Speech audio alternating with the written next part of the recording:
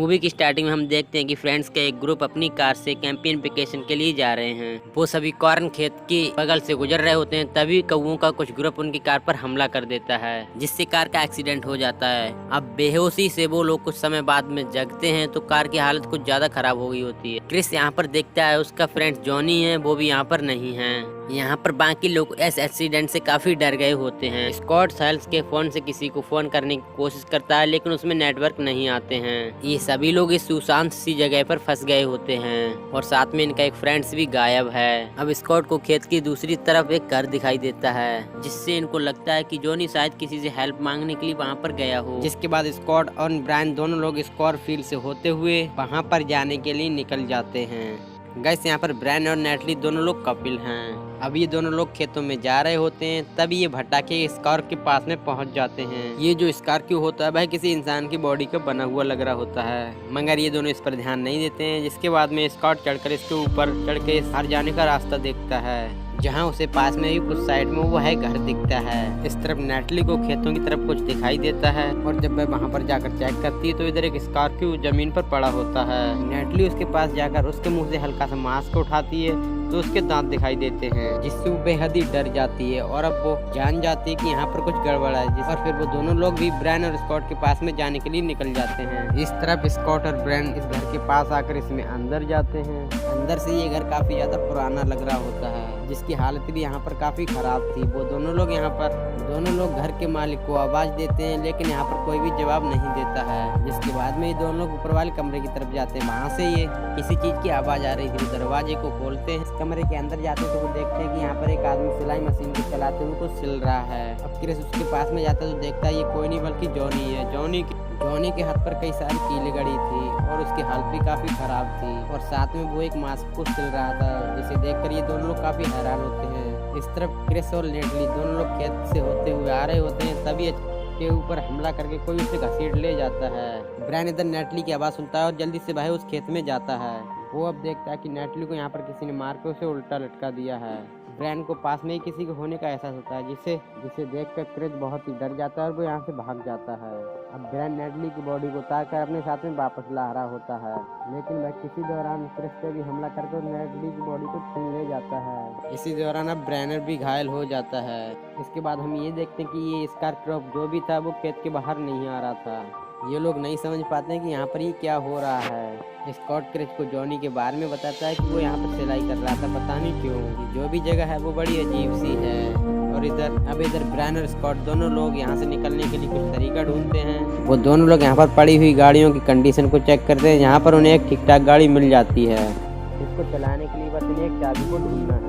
दोनों लोग गैराज में जाते हैं तो देखते हैं यहाँ पर एक डेड बॉडी पड़ी होती है। इसको देखने के बाद में स्कॉट को कुछ इमेजिनेशन आने लगती है। देखता है कि किसान अपने बड़े बेटे को सुअर को काटना सिखा रहा है। छोटा बेटा जिसके साथ में वो काफी गलत व्यवहार करता है। इसके बाद स्कॉट अपने सपने से जाग जाता है और क्रिस भी यहाँ पर कुछ ढूंढ रहा होता है, जिससे वहाँ पर कार की चाबी मिलती है अचानक। जिसके बाद में उसके पीछे से कुछ गुजरता हुआ दिखाई देता है। जब उसके पास में जाता है तो वो देखता है ये नेटली होती है। एक्चुअली नेटली मर चुकी है, वो किसी दूसरे के कब्जे में है। वो अपने हाथ पर कीलों को गाड़ के जॉनी की तरह सिलाई करना चालू कर देती है। क्रिस बाहर निकलने के लिए गेट खोलता है, मगर दरवाजा नहीं खुलता है। जिसके बाद में वो खिड़की से बाहर जाता है, लेकिन जिसके बाद में नेटली काले जादू की वजह से खिड़की को बंद कर देती है और क्रिस नीचे गिर जाता है। इस तरह ब्रायन फिर से नेटली को उस कमरे में देखने जाता है, पर यहाँ पर कोई नहीं होता है। ब्रायन क्रिस से पूछता है कि सच में नेटली वहाँ थी। क्रिस कहता है वो नेटली थी, मगर वो मर चुकी थी।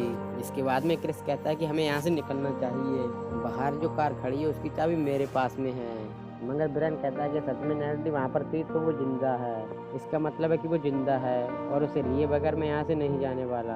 हम सभी लोग एक साथ यहाँ से जाएंगे। और स्कॉट अब घर से जिसके बाद में वो बाहर निकलता है और पास में बैठे हुए कौवे को देखता है तो वो अजीब पार्ट्स के सीन दिखाई देने लगते हैं। वो खेत में देखता है कि एक लड़का है और उसके बाद में वो पीछे जाता है तो वो लड़के को देखता है। वो लड़का था, उसने अपने बड़े भाई को मार दिया है और उसे एक स्कॉर्पियो रूप बना दिया है। और अब तभी सच में एक स्कॉर्पियो उस पर हमला करता है। उस स्कॉर्पियो मारने से पहले यहाँ पर ब्रायन आकर उसे बचा लेता है। ब्रायन उसे वापस उसी घर में लाता है।